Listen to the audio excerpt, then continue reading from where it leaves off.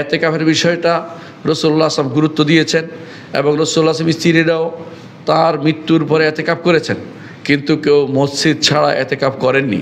সুতরাং কোনো নারীর জন্য মসজিদ ছাড়া নিজে ঘরে এতেকাফের কোনো ব্যবস্থাপনা নেই।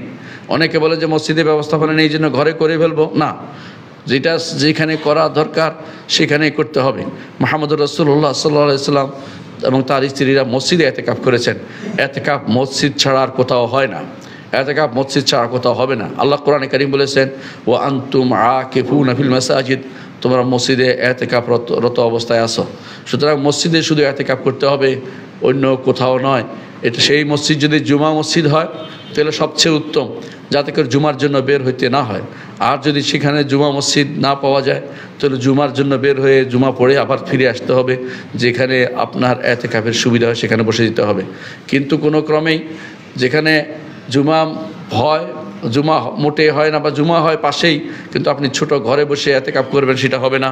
অর্থাৎ আপনাকে মসজিদে এতেকাফ করতে হবে।